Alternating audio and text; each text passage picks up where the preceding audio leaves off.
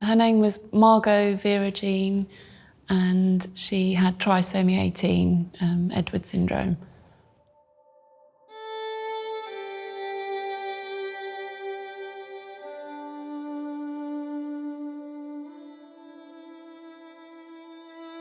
I just thought, oh, she's dead.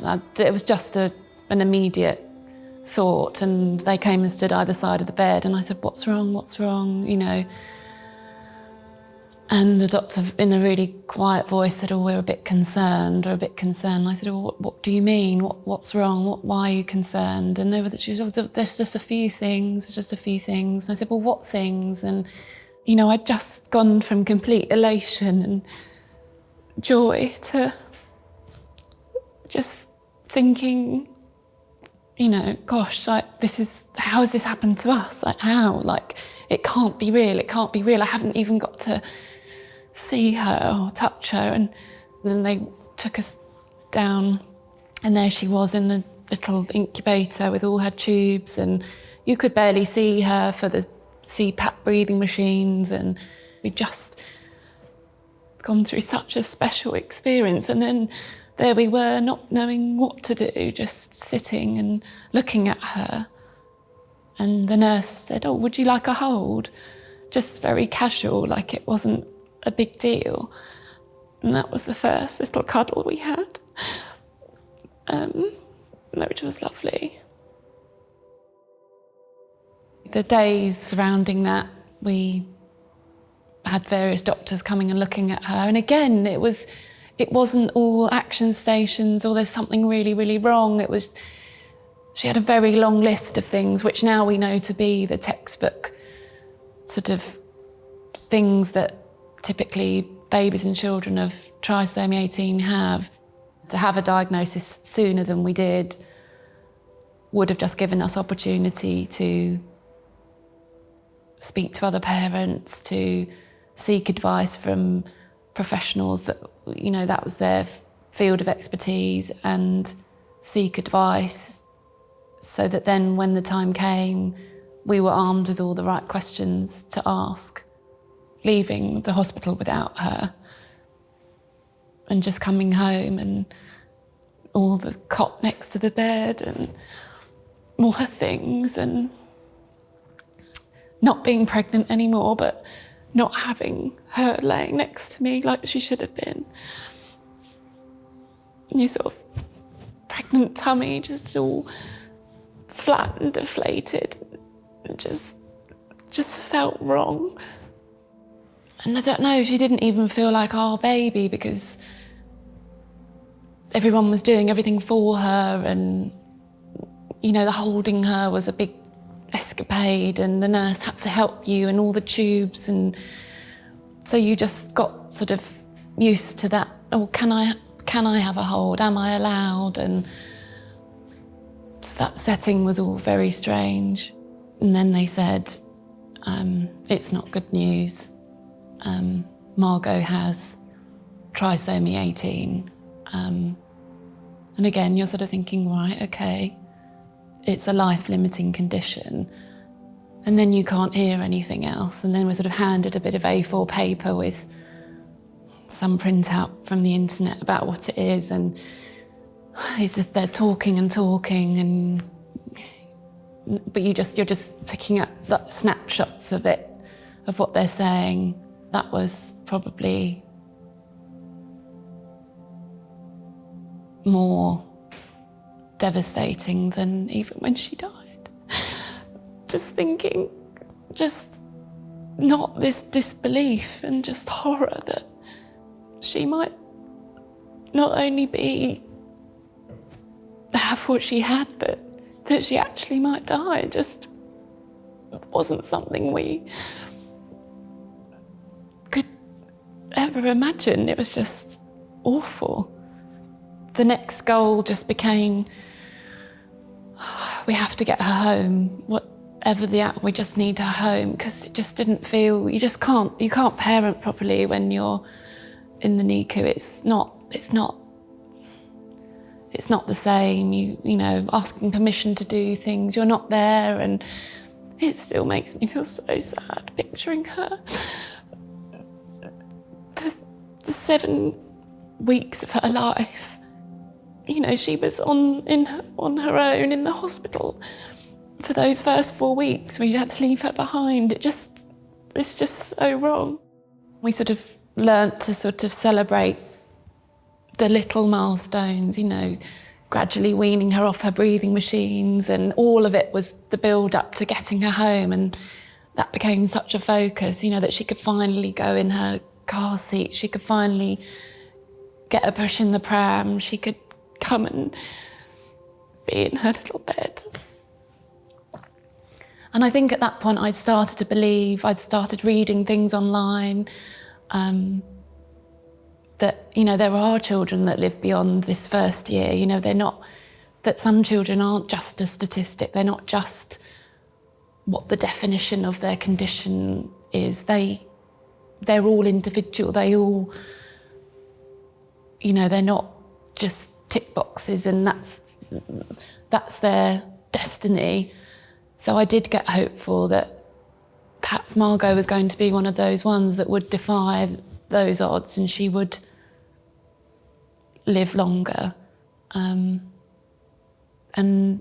then they put us in touch with a hospice who were incredible. But at the time, I just didn't understand. You know, to me, in that moment, hospices were for dying people. You know, why are you putting us in touch with this hospice? Like, she's alive and she's coming home. And they did explain that it wasn't just about necessarily end-of-life care. They would be there if we needed end-of-life care, but they would just be there to assist us and at home if we wanted, and they had facilities elsewhere. So we kind of just went along with it. We sort of were realising it wasn't just a cosy, bring the baby home and muddle along like you would with a healthy newborn, but also we then had to have difficult conversations about if Margot needed coming back to hospital or even by ambulance, if paramedics came out, what we would do. And again, that was very confusing and quite difficult and challenging because, well, of course we want her to be resuscitated, and of course we want everything done to keep her alive, but there were these kind of more open conversations about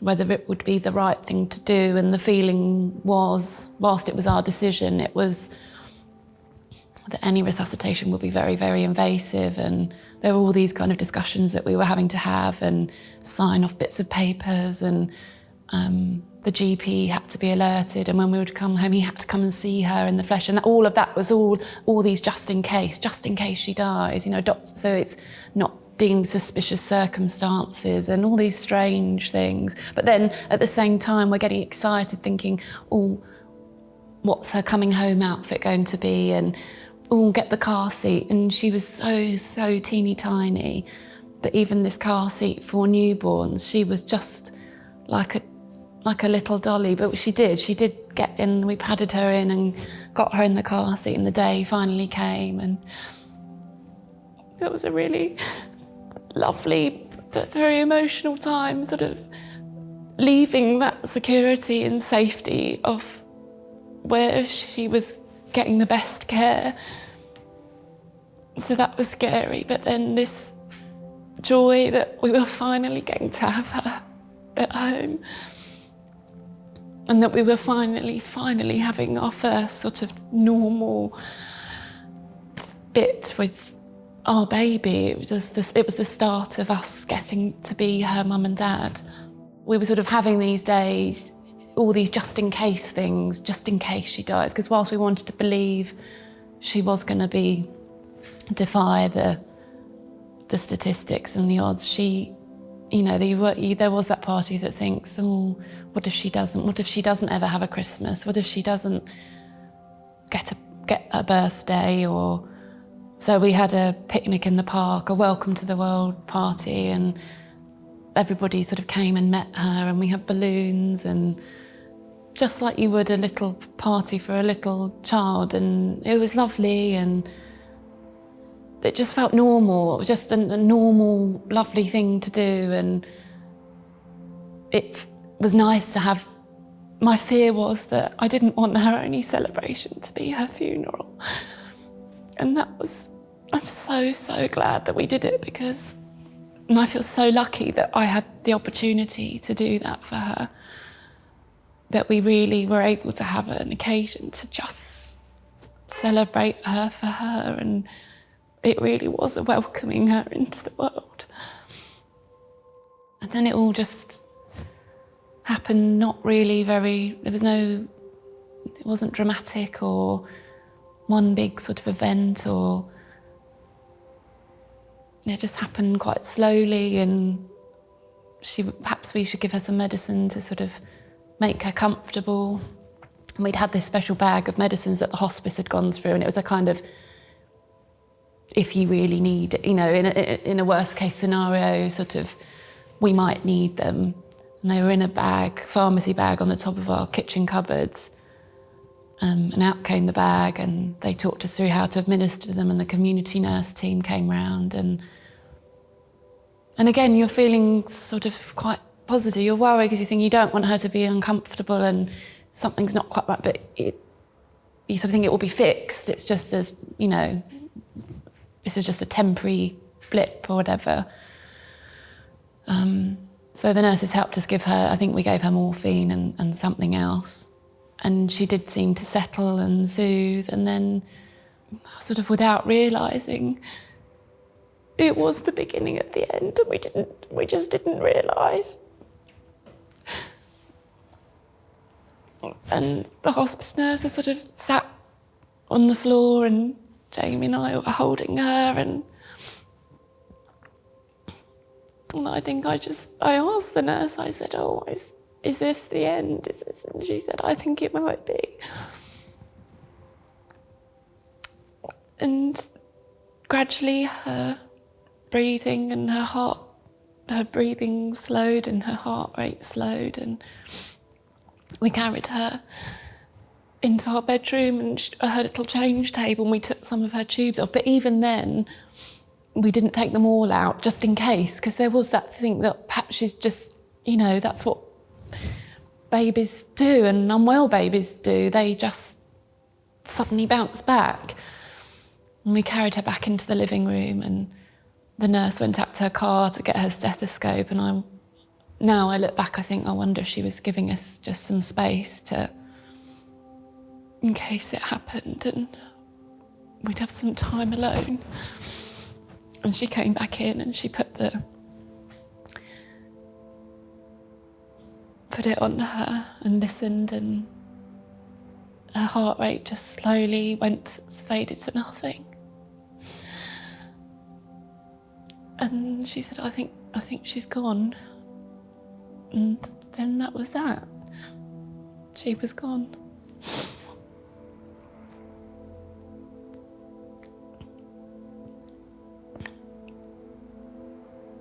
I don't even really remember sort of saying goodbye. It was not really like that. We just told her we loved her, and when she'd gone, we just said to them, what do we do now? And they were able to, present those options to us, and to have been there on our own would have been, I think that perhaps it wouldn't have been as peaceful, and I think it took a lot of the fear away. For all the sort of wanting to be like an independent and standalone parents, and yeah, we really needed it, and more than we thought that we did, and particularly those moments at the end. I remember her saying, she said, well, you can keep Margot here, we can get a cold cot for you. She could come back to the hospice and she can stay there on her own, or you can stay with her, or we could call her funeral directors. And the funeral directors we just didn't want that. And Jamie said, well, I don't want her to stay here. And I said, well, I do. And it was just this real, stand still moment, because we just well, she was still in our arms, and we said, well, what do we do? And I got my wishes and she stayed, and for the rest of the evening I sat with her in the living room and Jamie sat in the bedroom, and we made the calls to our parents, and yeah. And then the hospice came back later that night with a special cold cot, and they put it all in place. And by that time, Jamie had sort of, well, he didn't have much choice, but sort of came round to the idea. And it was just, I don't know, it might sound strange to someone else, but we just put her in her baby bouncer, like we'd done every other evening, and just sat and had our tea and watched the telly, and there she was, just there. And I remember I had a vase of